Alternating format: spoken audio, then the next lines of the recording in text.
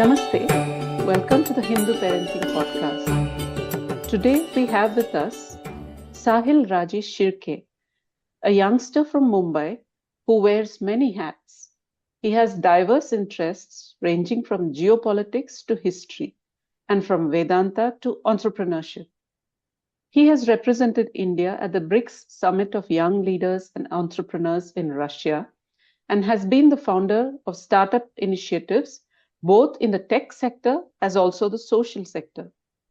He has completed his PG from a business school in Mumbai, and after founding so many startups, he is now involved in something quite unique.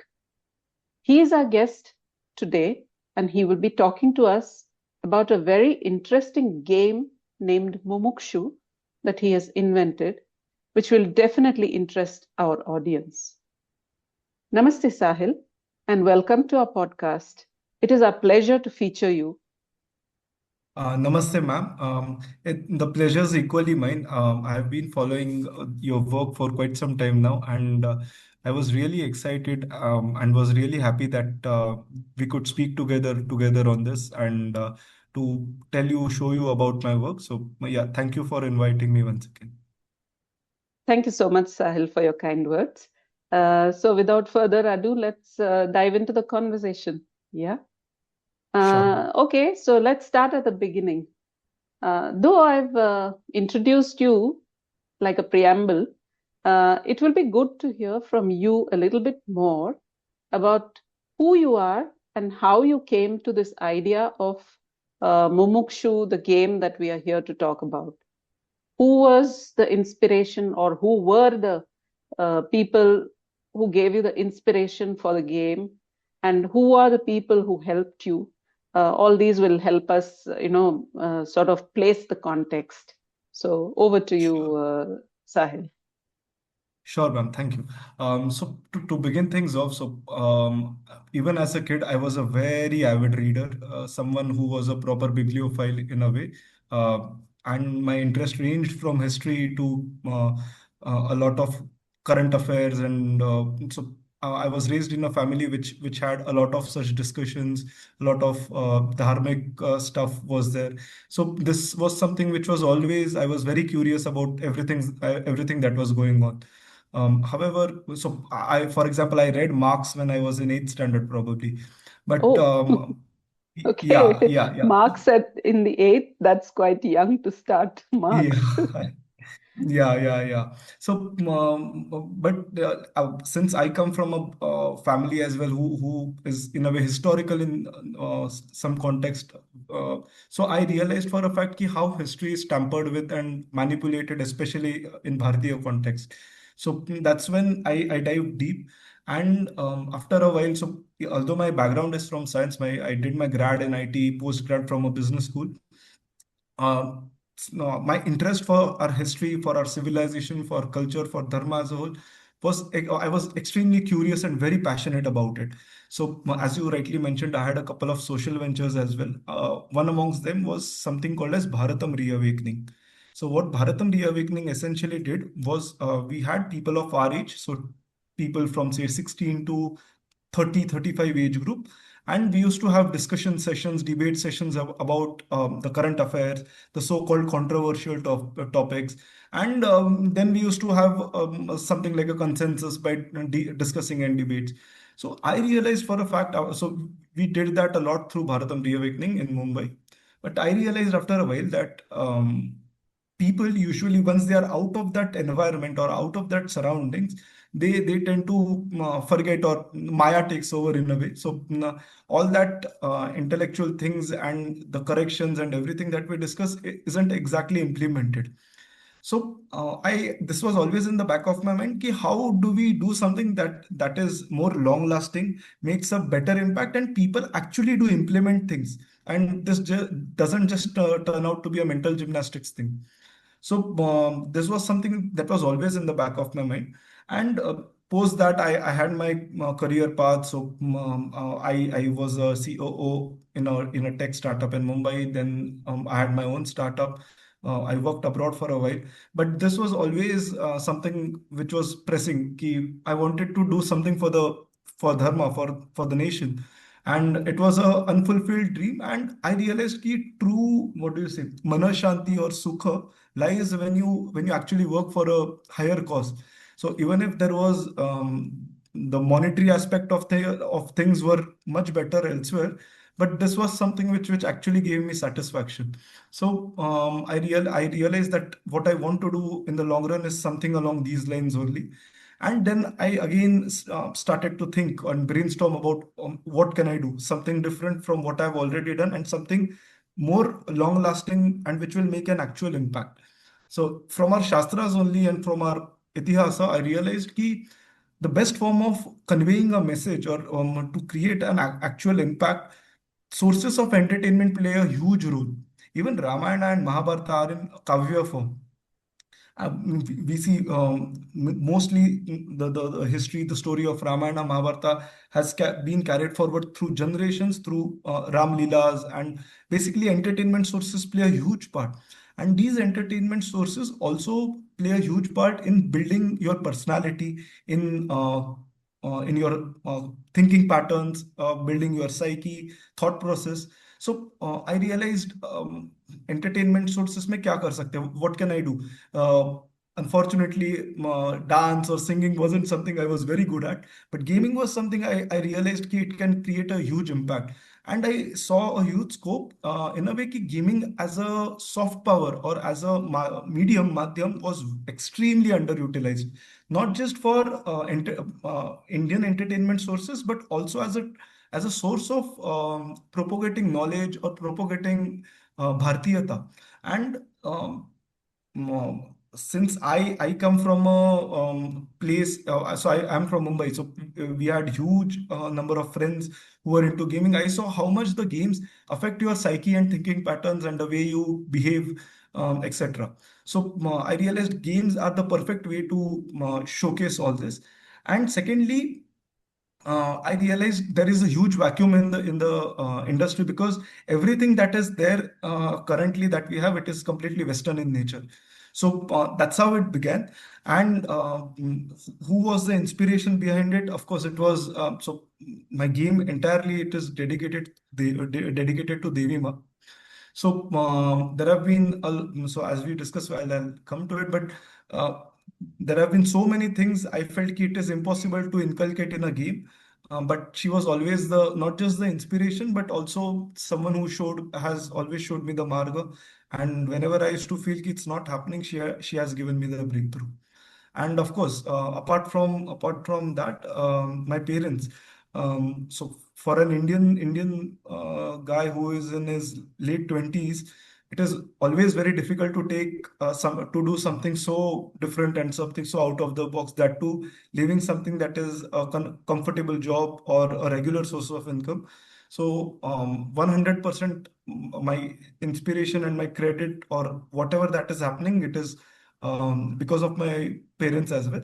And yes, I got really good friends who supported me in whatever form they could. So there was a friend called Akshaya who helped me with the art, Saket, Malvika, and quite a few other people who have helped me throughout this journey. But yeah, so that's how the journey has been.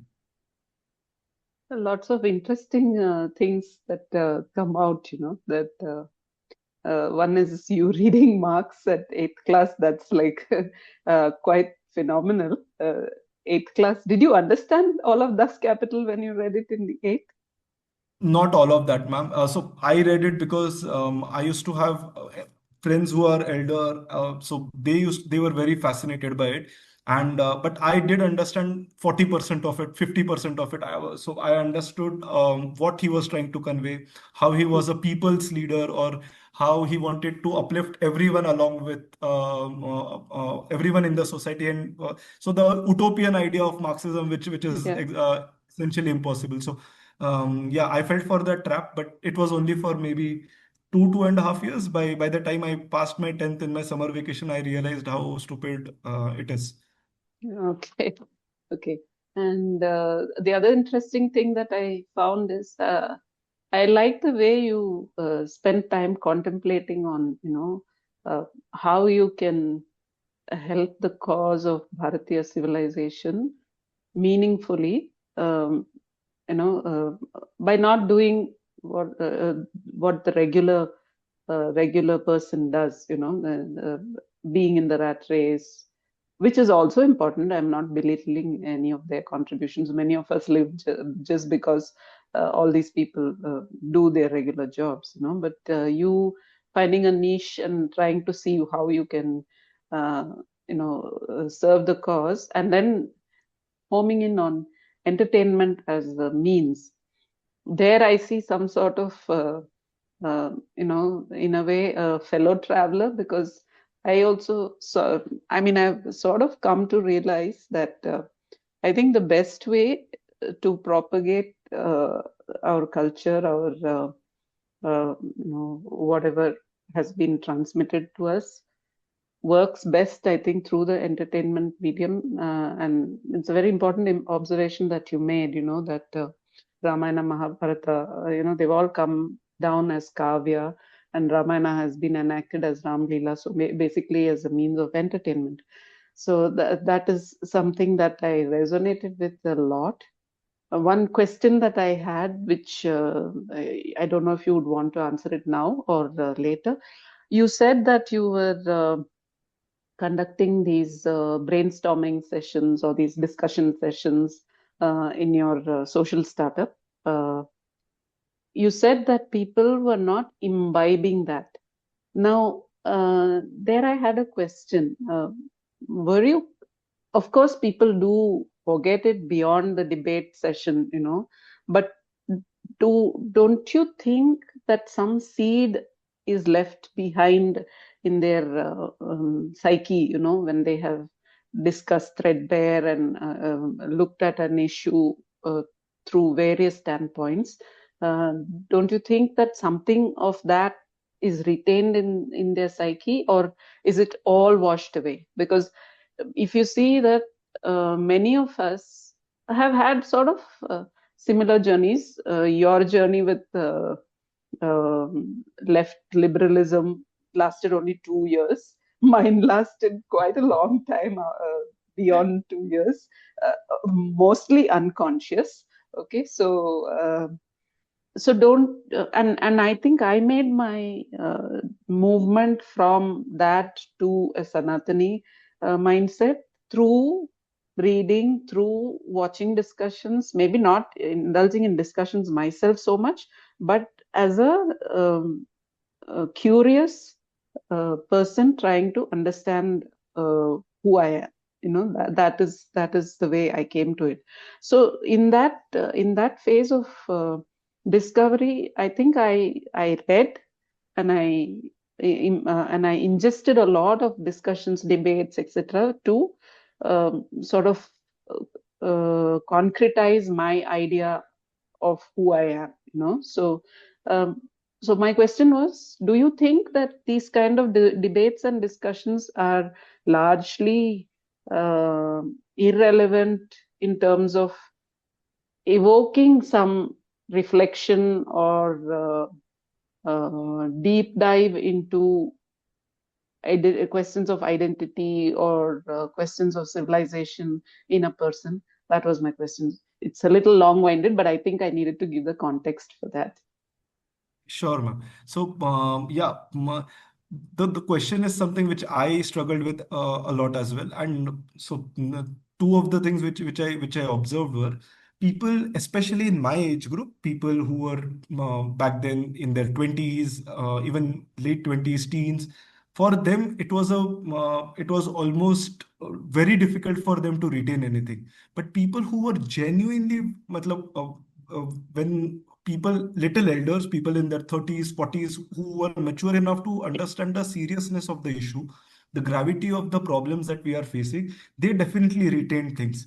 So, what I essentially observed was for youth and for the people in their 20s and 30s, the medium of lectures or the medium of such discussions is no longer as effective as it was a few years ago. And this is primarily got to do with the attention span also, and also got to do with the kind of environment that we live in as well. So people in their 40s understand the importance of the situation or importance of the topic that we are discussing. And for people in their 20s who haven't seen the world, who haven't understood what we are dealing with, for them it is just a fun exercise. Debating is a fun hobby, or it is just another way of showing how smart you are. So I saw that huge gap. So people used to, especially the people in their 20s, people used to say quite a few ambitious things, quite a few insightful things, but in their personal lives it was very different. And of course, I don't blame them. Life is like that. So not everyone can make those choices. And back then it was pretty vengeful, as well in our universities, especially in India. If you talk about making a Ram Mandir, I know how many friends I have lost. I know how much academically also I have in a way struggled because of being so vocal about the things I believe in.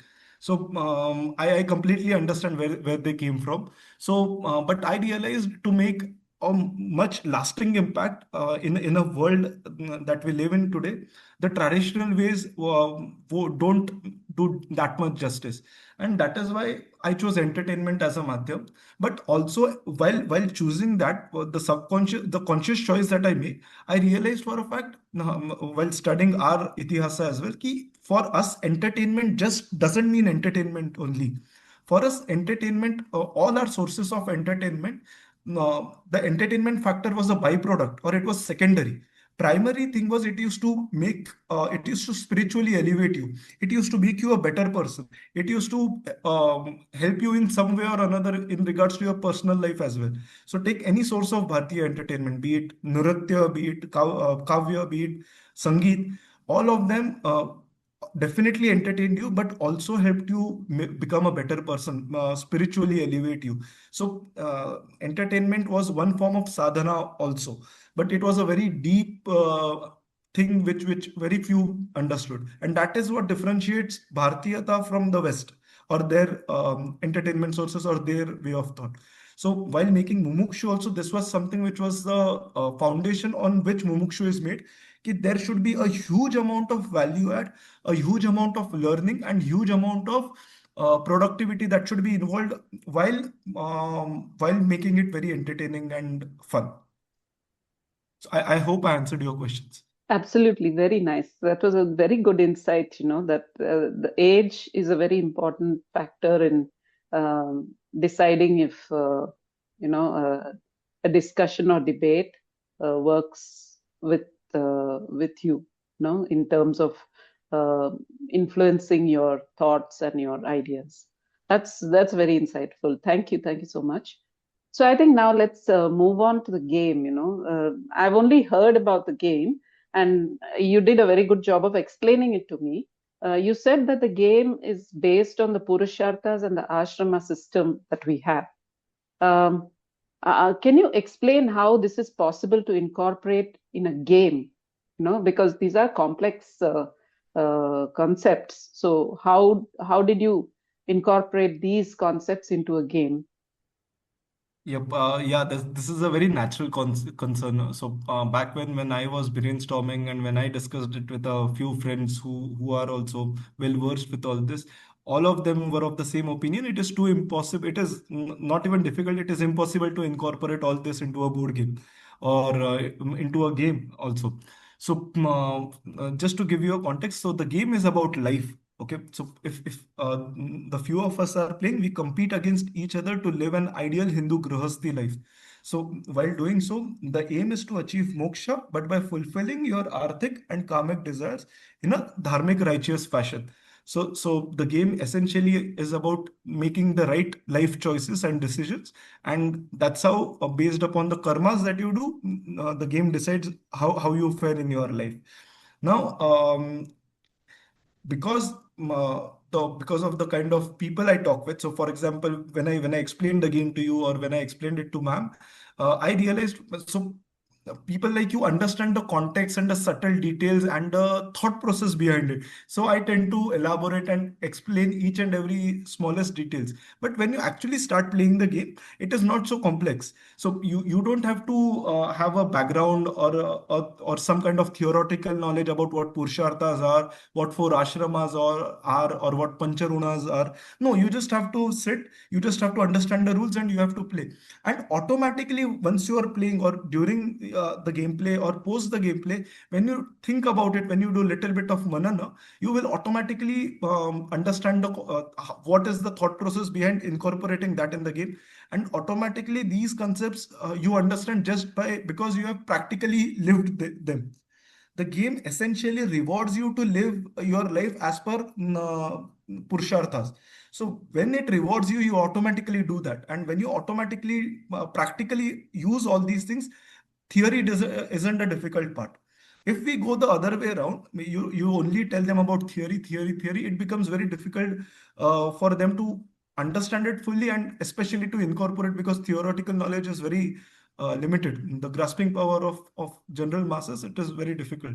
So, and especially it is even worse in kids. So in youth. So that's how my ये was कि while playing the game, you just have to play the game, and automatically these concepts come into the picture, and you understand just while playing the game. All right. In another podcast, you mentioned about snakes and ladders. Um, See, when I was young, or when all of us were young, or even now, when we play snakes and ladders, we hardly thought about the philosophical underpinnings of that board game. Okay, but in recent years, I've come to realize that it's quite a deep and profound game in itself. So so, but that never gave me any philosophical understanding when I was uh, growing up. So is there a danger of that happening with your game? I understand why you're saying that, it's a matter to be practiced rather than theorized at first go. But uh, can you ensure that the practice leads to the uh, leads to the realization of the foundational concept that you're trying to propagate through this? Yep, a very insightful question. Yes, and it is a practical thing that game dilution happens, and especially when it comes to when monetary aspects come into the picture, you tend to it is very easy for us to kind of compromise on certain things if it gets you a better deal or if it gets you more amount of money. So it is very easy to compromise, and that's what usually happens as well.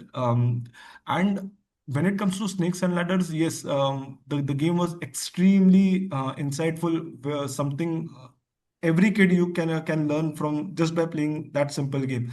It has been diluted to how it is now, but so that is what I was referring to in my earlier question, answering your earlier question. Ki these games or entertainment sources were not just meant for entertainment. So snakes in the game used to represent Shadharipus, Kama, Krodha, Mada, Moha, Lobha, Matsarya. Or the ladders used to represent the good karmas that you do. So essentially, when a kid used to play it, they automatically used to realize that if I do any sort of bad karma, life will bring me down. If I do good karmas, life will take me up.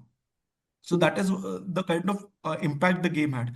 So since I had this kind of inspiration and foundation for Mumukshu, so naturally I also got certain offers. So I also, as I think I mentioned you offline, so I'm looking to raise funds as well. So I had three, four offers. So with Devi Ma's Krupa, whoever has played the game loved it so much, and amongst them were a few investors as well. So they wanted to invest in the game, but they wanted to make the game India centric and not Hindu centric. So when I say India centric, they wanted to incorporate everything that is there.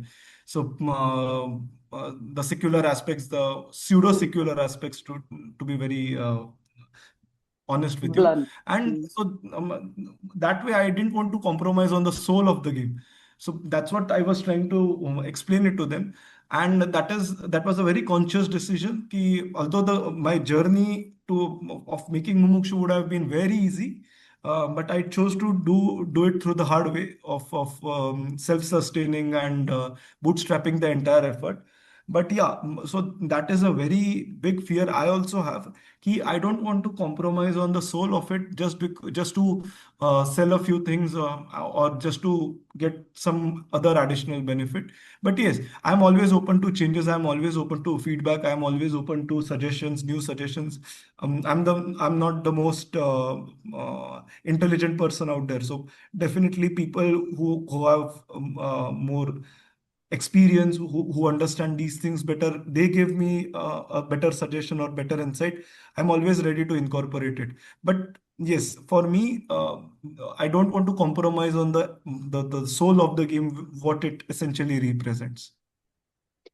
Yeah, that's that's very good. So, if I may ask you, can you give us a small example? You don't have to reveal everything, but can you give us a small example of how you have incorporated the purushartha concept in the game, and the ashrama concept in the game, from the game itself? If you can provide us one little example, it will probably make things uh, more clear to our listeners.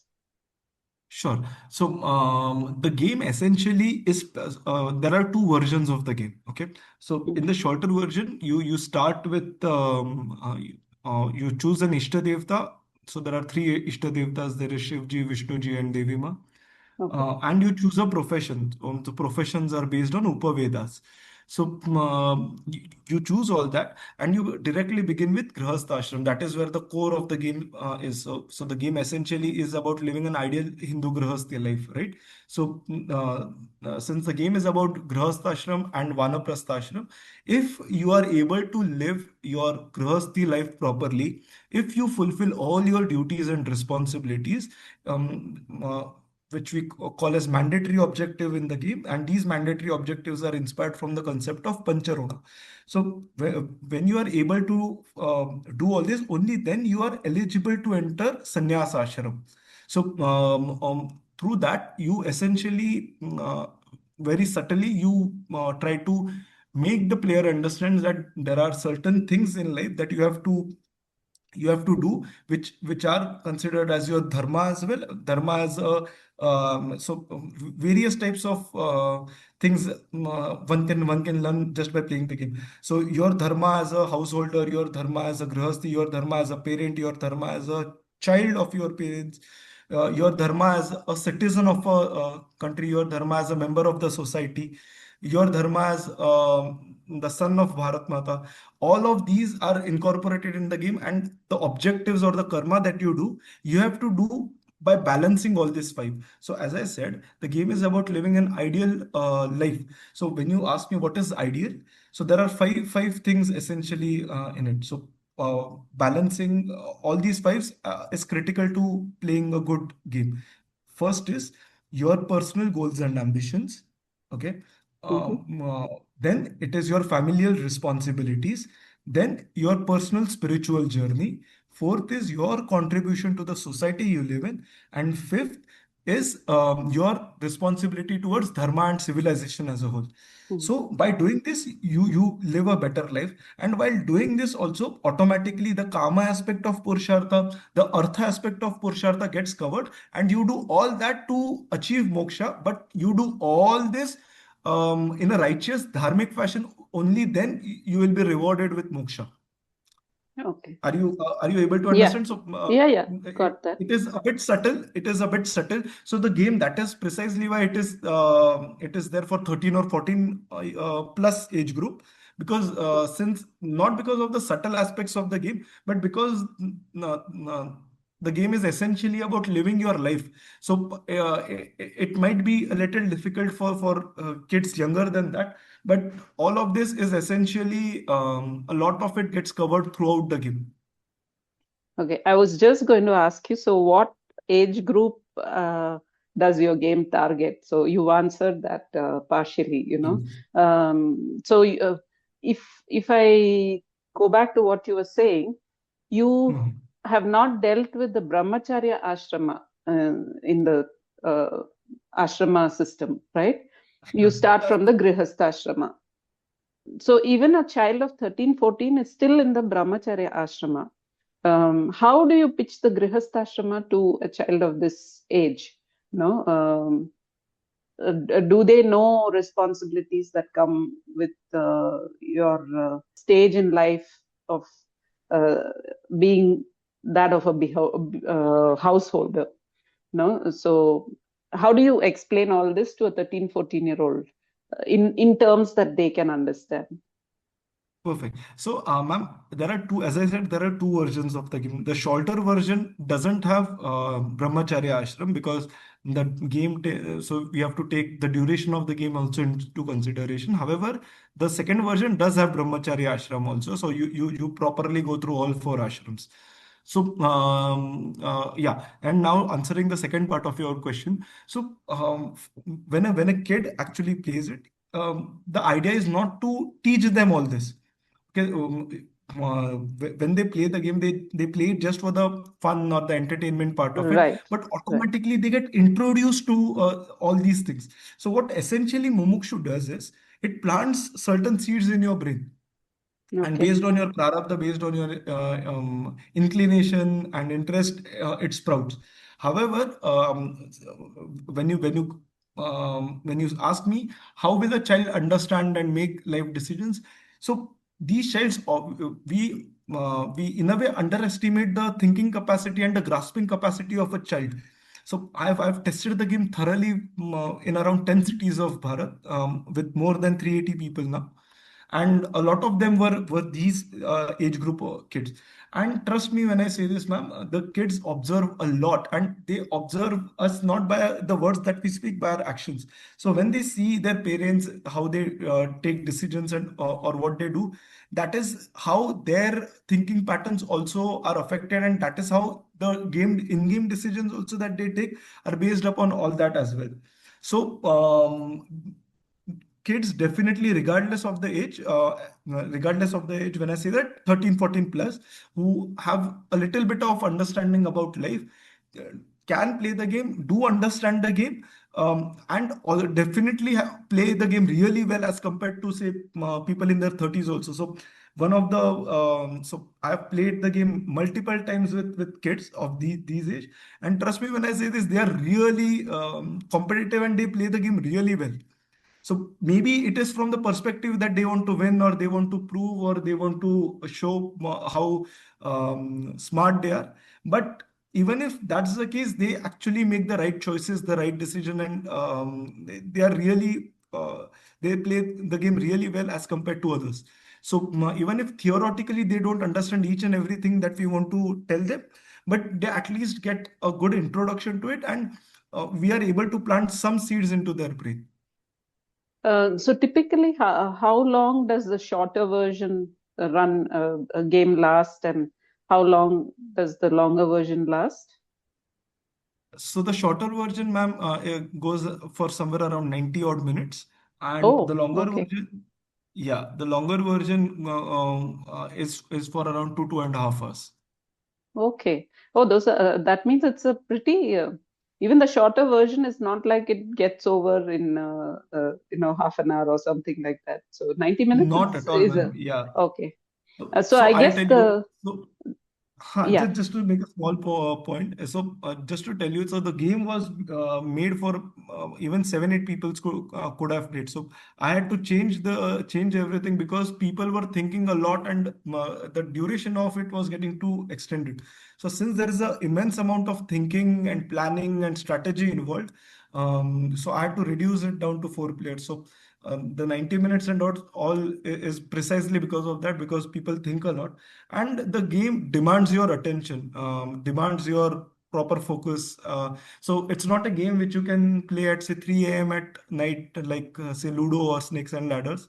No. The current version of Snakes and Ladders, it genuinely requires a lot of your attention and thinking in the game.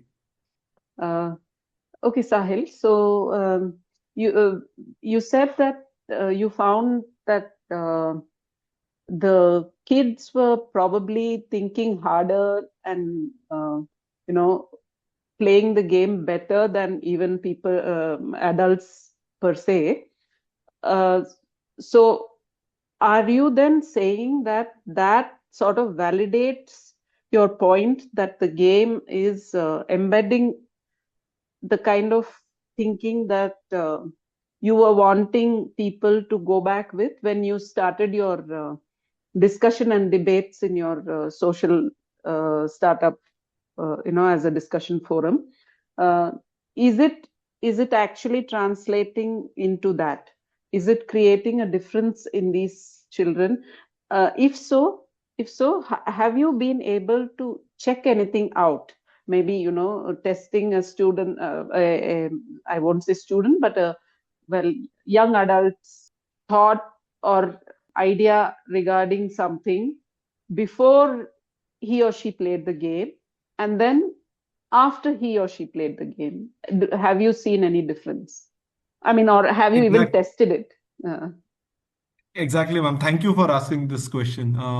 So yes, essentially that did validate my point, and I have several test cases like that. I'll just okay, mention one which is really my favorite of them, and okay, essentially the main reason why children do learn and get influenced also is because they are so much invested. So naturally, when you are invested so much in a game, you will retain things, whether you like it or not, whether you want it or not. Things do get stored in your subconscious, at least, especially when you're so engaged while playing the game as well. So that was something I realized ki when kids are engaged into something, the amount of grasping power that they have increases multifold. So this was one takeaway. Second, you asked me about some examples or test cases. Yes, yeah, there are quite a few of them. I'll tell you one of the one which is really close to my heart as well. So there was this kid who's in school currently, ninth standard, and like a proper metro kid, he used to get 100 rupees pocket money per day, and used to spend it all of that with his friends, maybe eating something, maybe whatever, like a normal 15-year-old would do.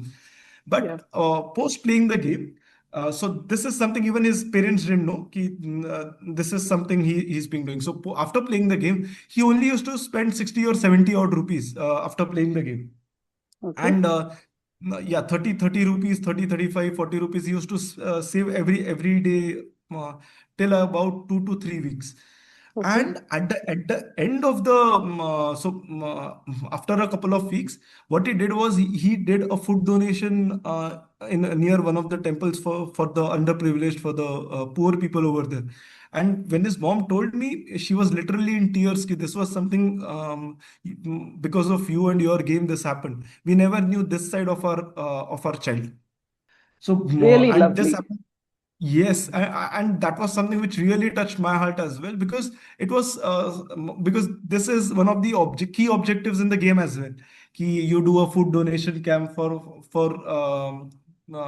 underprivileged people and all that. So I was glad not just not just played the game, but he actually incorporated something that he could do, and he did it so effortlessly well. And we never think, even as adults, we never think along these lines. But for them, it was an actual thing that he managed to do.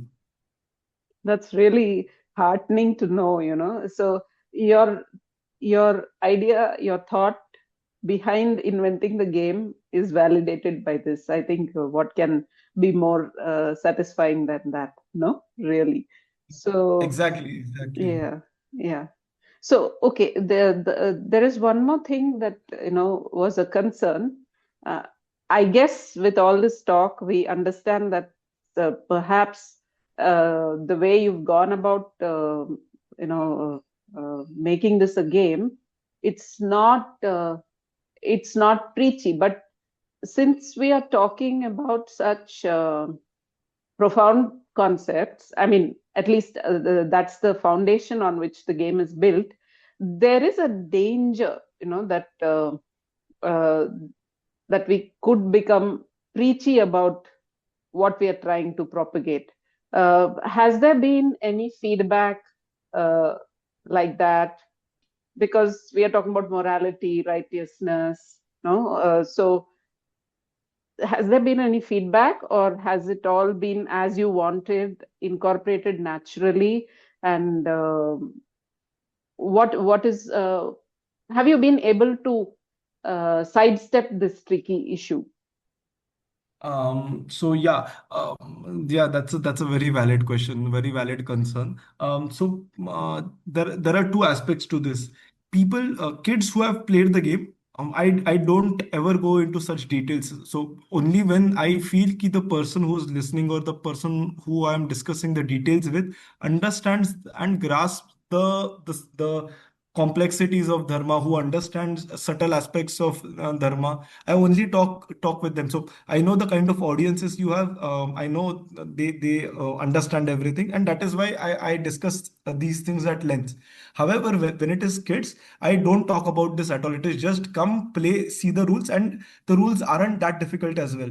So for an average gamer or for a average child also, these sets of rules are very normal in the kind of games that they play. So that doesn't become an issue at all. However, it becomes an issue when it comes to, say, adults who have a preconceived notion or idea about Hindutva or stuff like that, who are political in nature. They definitely have some. What I did during the game testing was I wanted a very natural feedback or natural thoughts of people, how they perceive it, what they think. So for general audiences, even if aren't Hindu, or even if they don't resonate with our ideas, purely for the gaming mechanics and purely for the entertainment and fun part of it, they loved it. However, so I tested the game with Gen Z people at random gaming conventions, because I wanted to have a direct idea of people, how they feel about the game. I realized कि people who have a preconceived notion, or already they are very strict with their political leanings or their idea of how things should be, they had they usually used to, even if they enjoyed the game, they used to agree कि from a gaming perspective it is good. However, it is too Hindu in nature. So that kind of feedback I did get two, three times.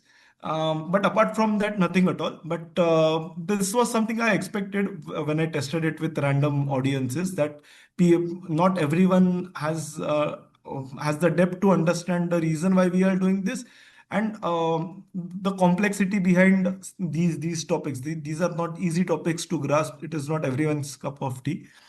So I had expected that, but yeah, apart from these three instances, and they also, it wasn't like they didn't enjoy. They played the game really well. They enjoyed the gaming mechanics. It's just that because of their political leanings, they wanted something else to balance the Hindu nature of the game. Sure, got it. Yeah.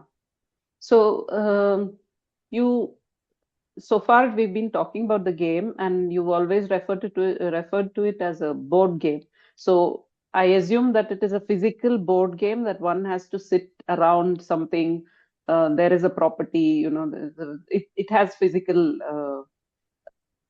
It has a very physical nature to it.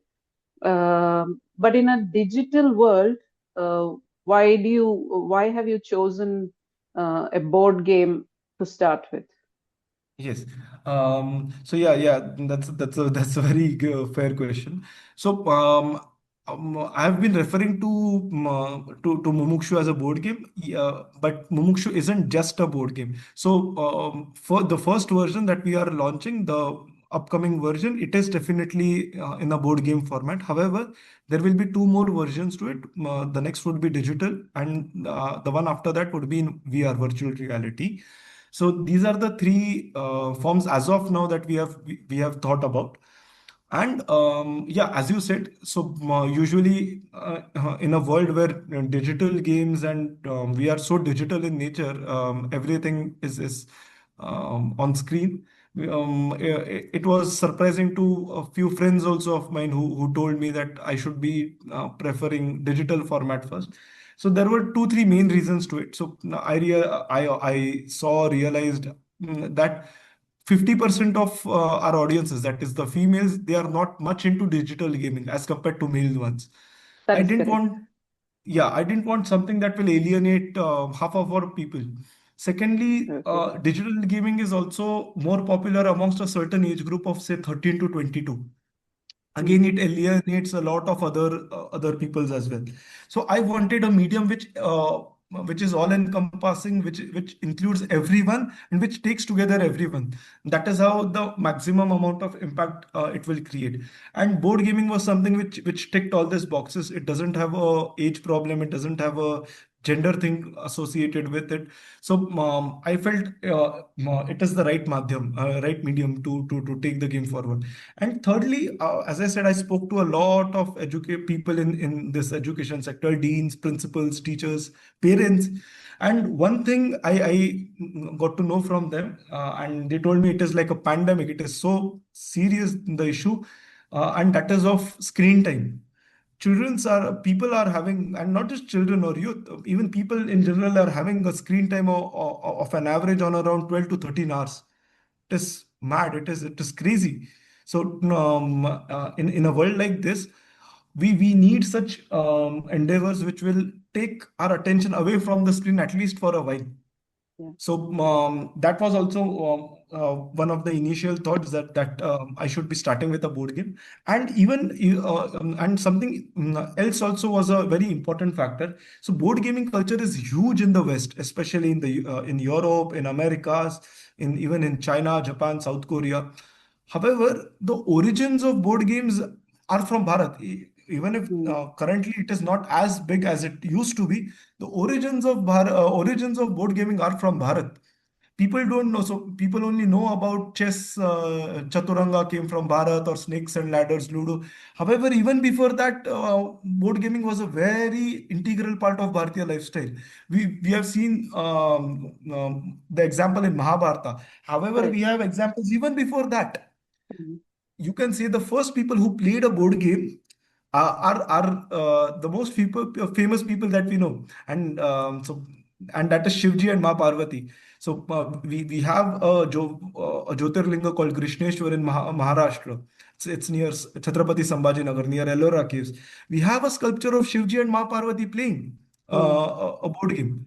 So that's how big the culture of board gaming and was an integral part of our Bharatiya culture.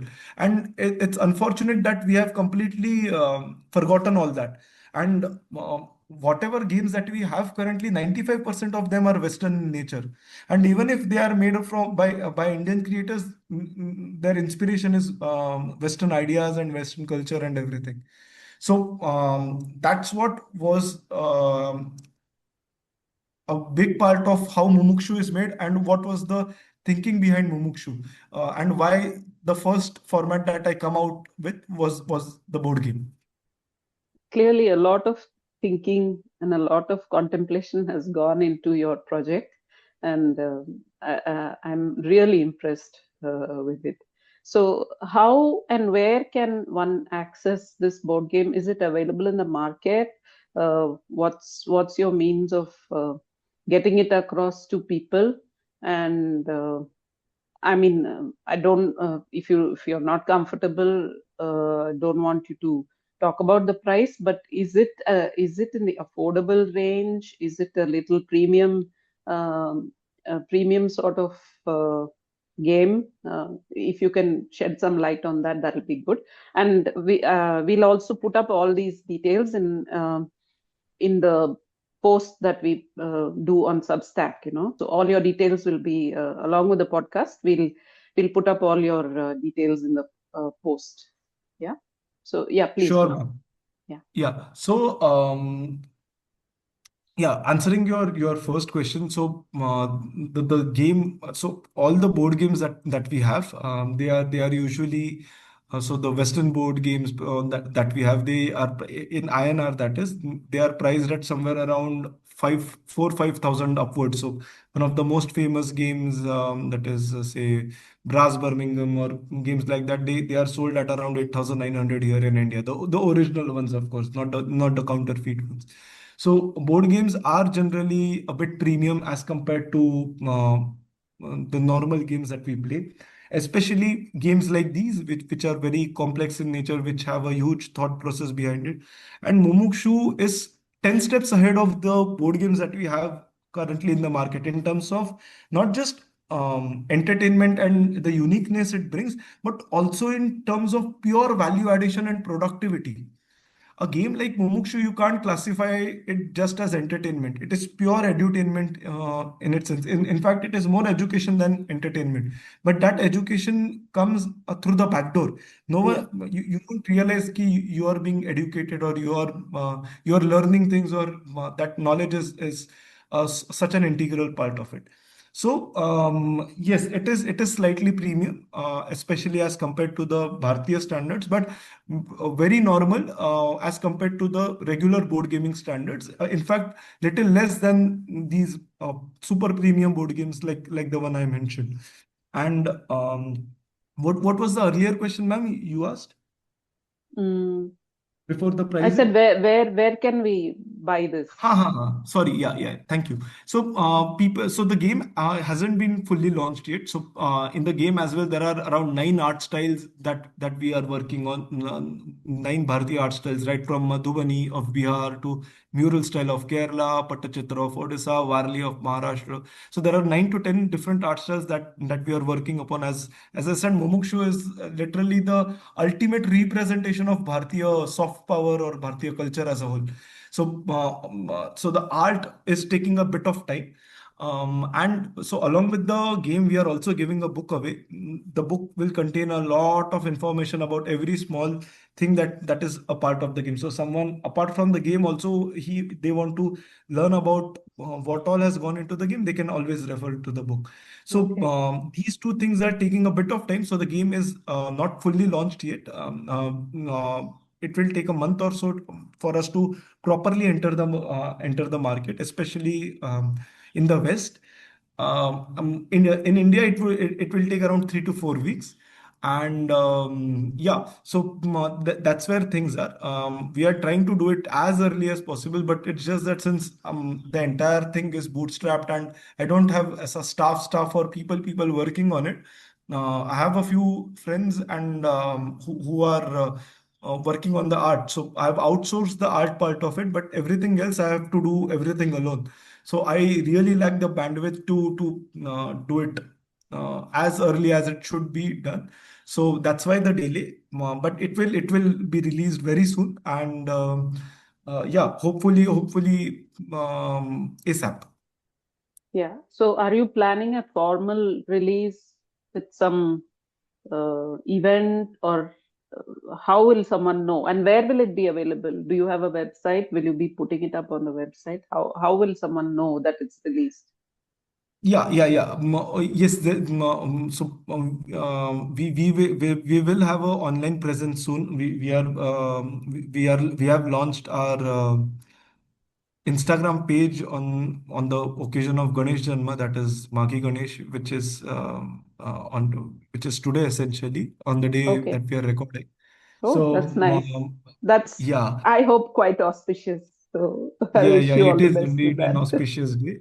So, or the other way to get it. So, we are working on our website as well. But the simpler way would be to just message me directly on WhatsApp and order, and we can do so directly. So you can directly message me on my WhatsApp, which is, you can add the Indian code +91 and then 9969520015.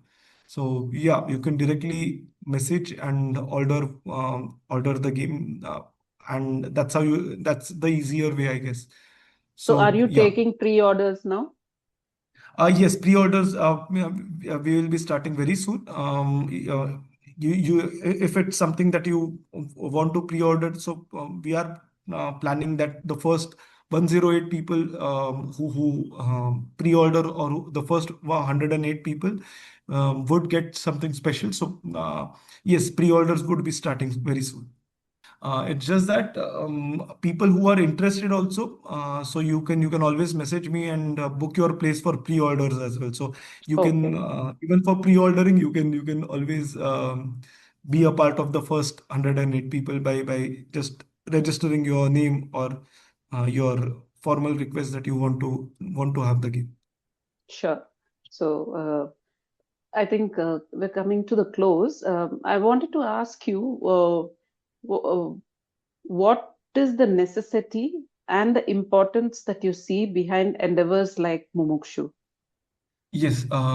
So as I said, so quite a few things I have to say about this. So first, the fact that because of the lack of attention span that we have, because of the attention spans that are so less in current generation, and not just current generation, in everyone nowadays, it is very important that we move out of the classical way of imparting knowledge.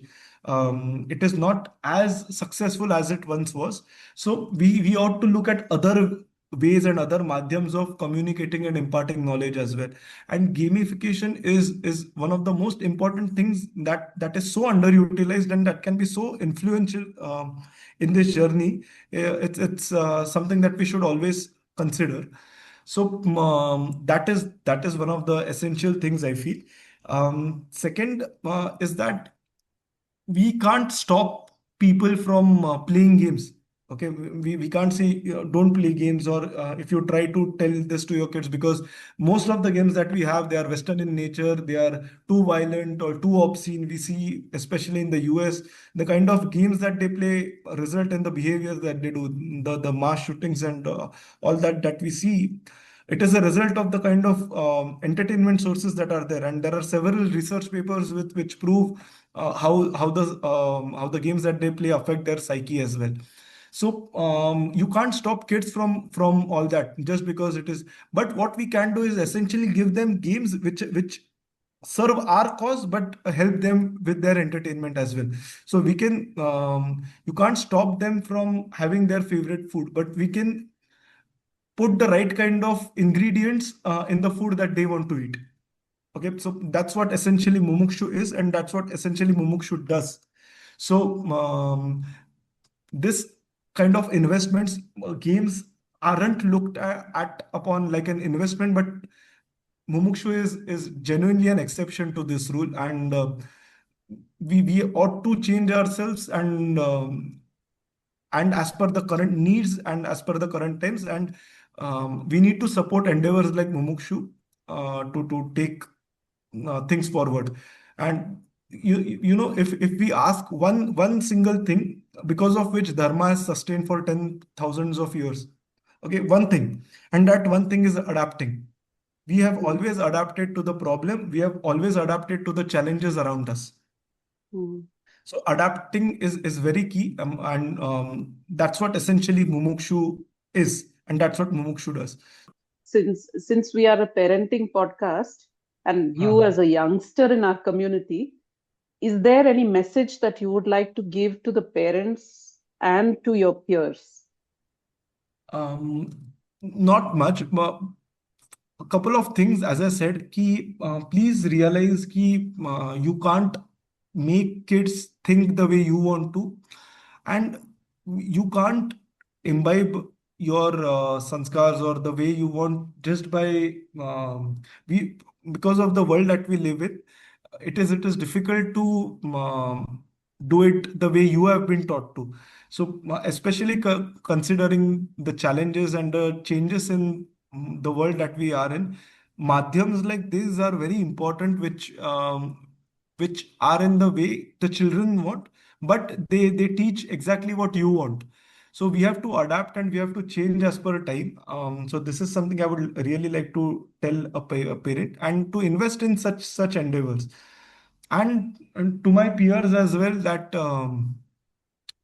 yeah, Mumukshu is about grihasta ashram. So maybe, yeah, that's what Mumukshu also. So we have stuff like in the game in itself, marriage, having kids. It is an essential part of the game as well. So yeah, this is something I would like to address. That's very nice. And that's on a very, very positive note for Hindus and Hinduism. Um I'm really impressed with what you're doing. So I wish you all the very best, Sahil. And thank you so much for coming to our podcast.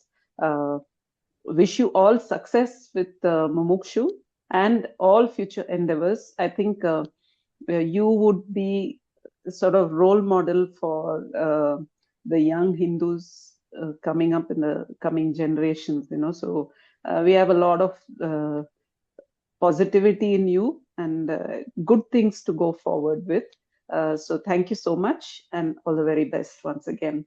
Thank you for inviting me. And as you said, I don't know about role model, but with margadarshan and guidance and ashirwad of people like you and the work you have been doing, definitely we can make a huge impact and change. Thanks a lot. Dhanyavad for inviting me. Dhanyavad for the wonderful questions and dhanyavad for hosting me once again. Thank you, Sahil. To our Yeah. listeners, uh, please subscribe to us at hinduparenting.substack.com. We also have a website, hinduparenting.org, and all our podcasts and our posts are updated on the website as well. Your podcast is available to you in your inbox if you subscribe to us. So that's an added advantage. You don't have to come searching for the Substack, it will come directly into your inbox. So please do subscribe. We are available on Spotify, Apple Podcasts, and all other podcasting platforms. We are also present on social media. We are known by the handle Hindu Parenting on X, on Instagram, and on YouTube. So please follow us there and join us for another podcast soon. Thank you.